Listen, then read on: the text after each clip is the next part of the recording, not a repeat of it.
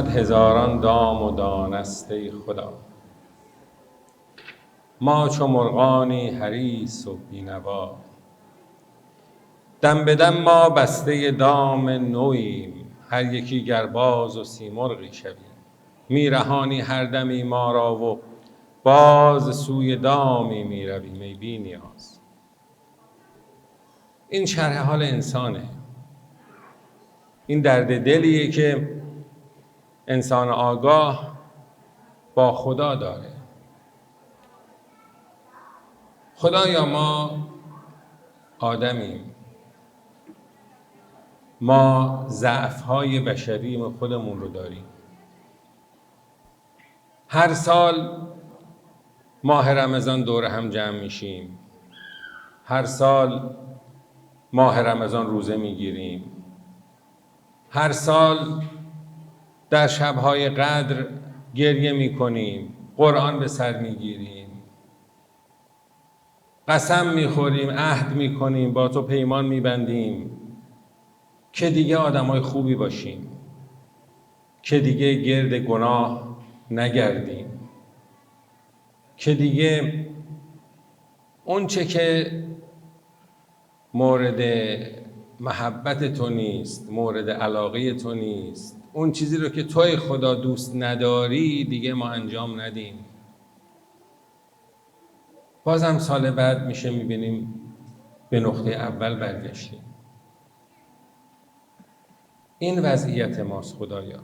صد هزاران دام و دانست ای خدا. ما چو مرغان حریص بینوا، دم به دم ما بسته دام نوییم. هر یکی گر باز و سیمرغی شویم. میرهانی هر دمی ما را و باز سوی دامی میرویم ای بی نیاز. یه موقعی آدم باید به خودش بیاد. ای خوشان جذبه که ناگاه رسد، ناگهان بر دل آگاه رسد. یه موقعی آدم باید به خودش بیاد، یه موقعی آدم باید توجه بکنه.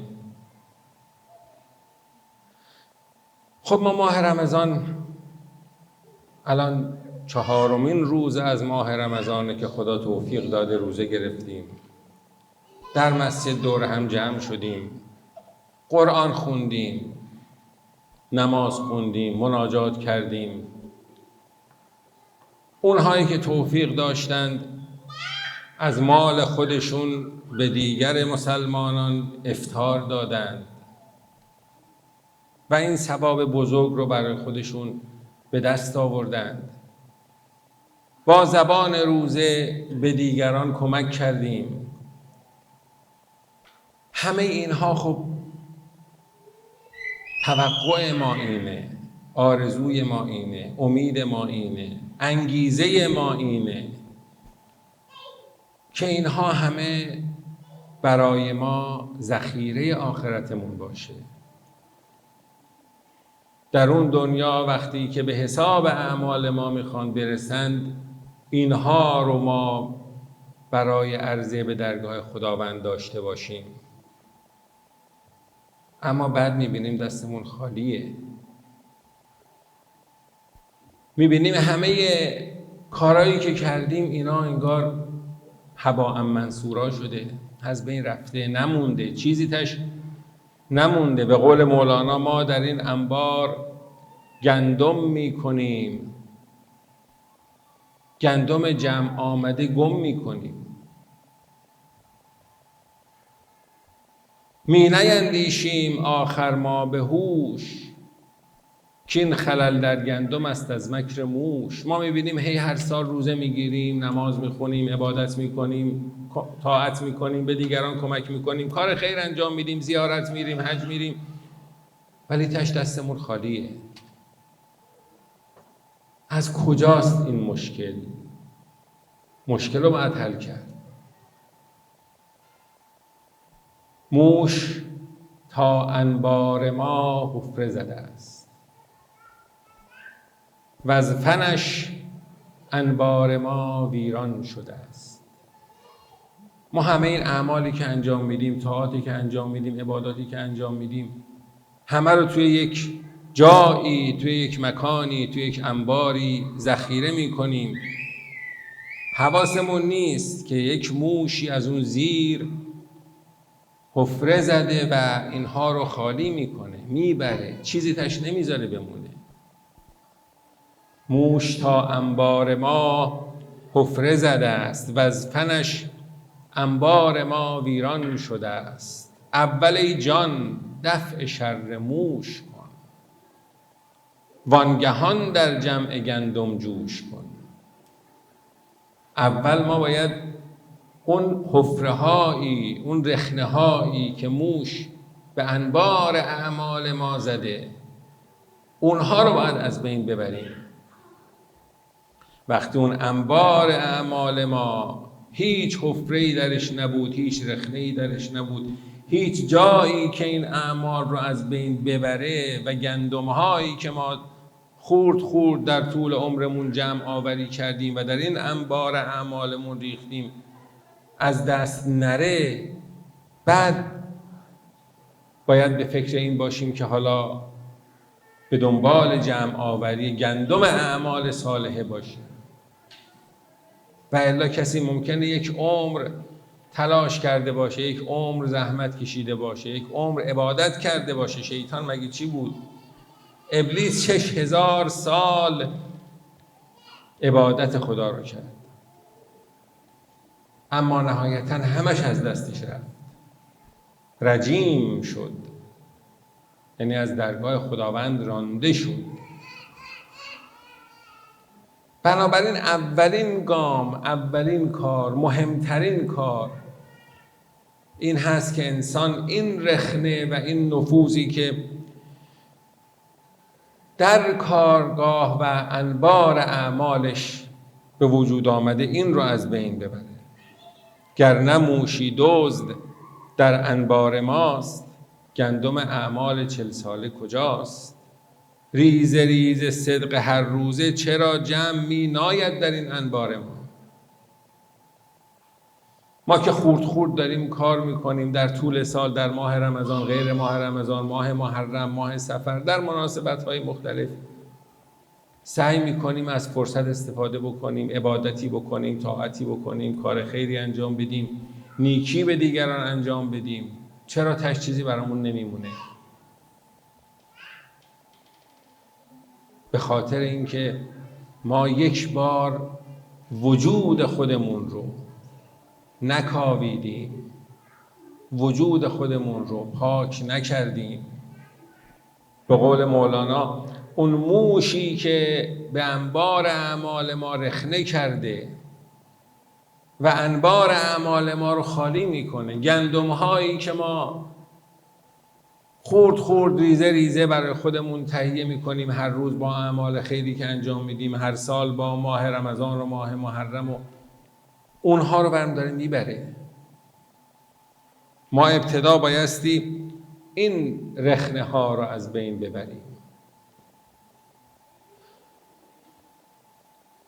خب ما اون زمانی که از مادر زاده شدیم دانشی نداشتیم. والله اخرجکم من بطون امهاتکم لا تعلمون شیئا. دانشی نداشتیم، چیزی یاد نگرفته بودیم، اما در همون زمان ما یک دانش پیشینی داشتیم. درست علمی تحصیل نکرده بودیم، به قول منطقیین علم حصولی نداشتیم، ولی علم حضوری داشتیم. یک دانش‌هایی در ضمیر ما، در فطرت ما از جانب خداوند قرار داشت. فاقم وجهک للدین حنیفا فطرت الله التی فطر الناس علیها. پس ما با یک دانش فطری پیشینی پای به این جهان گذاشتیم. کاری هم که امیرالمؤمنین می‌فرماید، کاری که انبیا کردند، لیسیروا لهم دفائن العقول. انبیا اومدند اون دفینه ها، اون انبارهای دانش و خردی که از جانب خداوند در باطن ما، در فطرت ما قرار داشت، اونها رو استخراج بکنند و اونها رو بارور بکنند. لیسیروا لهم دفائن العقول. قرآن می‌فرماید که و نفس و ما سواها فالهمها فجورها و تقواها. ما این به نحو فطری در ما هست که یک سری اعمالی رو به عنوان فجور، اعمال ناپسند، و یک سری اعمالی به عنوان تقوا، اعمال پسندیده، این رو خداوند در باطن ما، در فطرت ما به نحو الهام قرار داده. و نفس و ما سواها فالهمها فجورها و تقواها. پس یه میل ذاتی و میل باطنی و میل فطری در درون هر انسانی به سوی نیکی و به سوی تقوا وجود داره.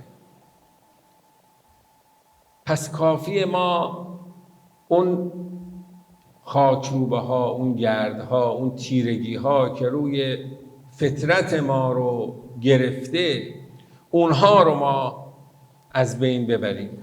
اینها همون موش‌هایی است که اعمال ما رو از بین میبرند. اولینش بحث غفلت هست.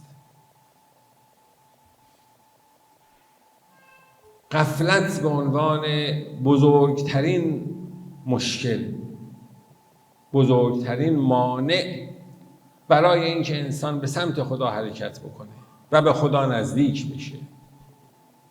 به قول حافظ میگه طبیب عشق مسیح آدم است و مشفق، لیک چو درد در تو نبیند کرا دوا بکند.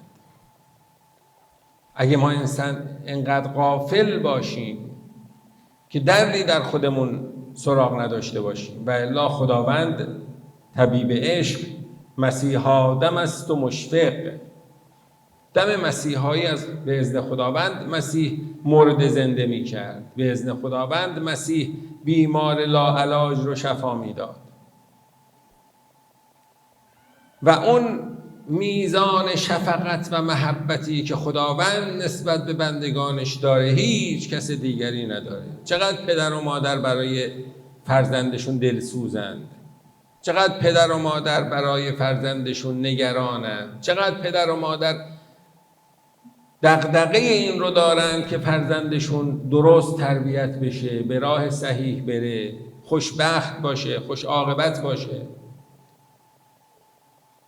دغدغه خداوند، علاقه خداوند، محبت خداوند نسبت به بندگانش صدها برابر بیشتر از پدر و مادر هست. اصلا این علاقه پدر و مادر رو هم خدا در دل پدر و مادر قرار داده. بنابراین طبیب عشق مسیح آدم است. دم مسیحایی رو خداوند به مسیح داده بود و دلسوز است. دلسوزی پدر و مادر رو خداوند به پدر و مادر داده. پس خدا از مسیح دم زنده کننده تری داره، دم شفا بخش تری داره و از پدر و مادر بر انسان دلسوز تره. طبیب عشق مسیح آدم است و مشفق، لیک چو درد در تو نبیند کرا دوا بکند. تو باید دردت اومده باشه، تو باید از این خواب غفلت بیدار شده باشی. تا وقتی کسی غافله اصلا دردی احساس نمیکنه. کسی که بیهوشه، میبینید وقتی میخوان جراحی بکنن اول طرفو بیهوش میکنن. وقتی بیهوشه شما هر زخمی به بدنش بزنید، هر جراحتی در اندامش ایجاد بکنید، هر جای بدنش رو پاره بکنید، بشکافید، احساسی نمیکنه، دردش نمیاد، چون درد ازش گرفته شده. کسی که غافله دردش نمیاد، چون درد در تو نبیند کرا دوا بکنه. ما باید از این بیهوشی، از این غفلت بیدار بشیم و چاره ای هم نیست. اگر ما میخوایم از عمر خودمون، از زندگی خودمون، از این عباداتی که انجام میدیم، از این اعمال خیری که انجام میدیم، از این روزه‌ای که میگیریم، از این نمازی که میخوانیم، از این عزاداری که میکنیم، از این مراسم احیایی که شرکت میکنیم، بخوایم بهره کافی ببریم باید بیدار بشیم. و اینجا شیطان هست که میاد وسوسه میکنه. جوان رو وسوسه میکنه که بابا حالا تو وقت داری، تازه جوانی، 18 سالته، 19 سالته، 20 سالته، حالا تا 60-70 سالگی 30-40 سال وقت داری، حالا چه عجله‌ایه. جوان رو اینطوری وسوسه میکنه. انسان پیر رو وسوسه میکنه که بابا از ما که گذشت دیگه، این کار برای جووناست دیگه ما که دیگه لب گور پامون، ما که دیگه آفتابمون در حال غروبه، ما که دیگه گذشته از ما. شما جوونا خیلی برید به فکر باشید. دیدید این همش وسوسه شیطانه. نه اون جوان براش زوده، نه اون پیر براش دیره. همه ما باید از لحظاتمون استفاده بکنیم. معلوم نیست که تا کی عمر ما تداوم داشته باشه. ما سراغ داریم، شما حتما میدونید، افرادی که در سن جوانی به مرگ طبیعی یا غیر طبیعی از دنیا میرند و از اون طرف پیرانی که بیش از 100 سال عمر میکنن. بنابراین عمر که معلوم نیست. هیچ وقت انسان نباید بگه حالا زوده، از فردا، از ماه آینده، از سال آینده. معلوم نیست تا فردا من زنده باشم، معلوم نیست تا سال آینده من زنده باشم. باید در زمانی که خدا انسان رو در معرض این بیداری قرار داده، انسان بیدار بشه. پیامبر اکرم میفرمند الناس، نقل شده ازشون، الناس نیامون فاذا ماتوا انتبهوا. مردم همه خوابند، وقتی میمیرن تازه از خواب بیدار میشن. همه انسان ها خواب هستند. در مناجات شعبانیه که تا هفته قبل توفیق داشتیم میخوندیم، به خدا عرض میکردیم الهی لم یکن لی حول فانتقل بهی عن معصیتک الا فی وقت ایقظتنی لمحبتک. خدایا من هیچ توانی ندارم که از معصیت تو دوری بکنم. لم یکن لی حول فانتقل بهی عن معصیتک. من اگر به خودم باشه ضعیفتر از اونم که بتونم از معصیت دوری بکنم. من توانشو ندارم، من قدرتشو ندارم. لم یکن لی حول الا فی وقت ایقظتنی لمحبتک. مگر در اون زمان که توی خدا منو با محبت خودت از خواب بیدار کرده باشی. الا فی وقت ایقظتنی لمحبتک. مگر در اون زمانی که توی خدا منو از روی محبت خودت بیدار کرده باشی. اون زمانی که انسان قدرت پیدا میکنه. شخصی که بیدار شد اون وقت هست که دیگه میتونه قدرت پیدا میکنه که از معصیت دوری بکنه، از نافرمانی دوری بکنه، اعمال صالحه انجام بده و برایش بماند در کارنامه اعمالش، در انبار اعمالش اینها بماند. بنابراین همه ما باید از خدا بخواهیم که خدایا ما را از خواب غفلت بیدار کن. اگر خدا انسان را از خواب غفلت بیدار نکرده باشه، انسان از عمر خودش بهره‌ای نمیبره. بعضی هستن که دیگه خوابشون سنگینه، بعضی هستن که خودشون رو به خواب میزنن. این دیگه از همه بدتره. کسی که خودش رو به خواب زده، این رو هیچ کسی نمیتونه از خواب بیدار کنه. قرآن به پیامبر اکرم میفرماد ما انت بمسمع من فی القبور. توی رسول الله هم نمیتونی به کسی که مرده در قبر خوابیده به او نمیتونی حرف تو بفهمانی، بشنوانی. ما انت بمسمع من فی القبور.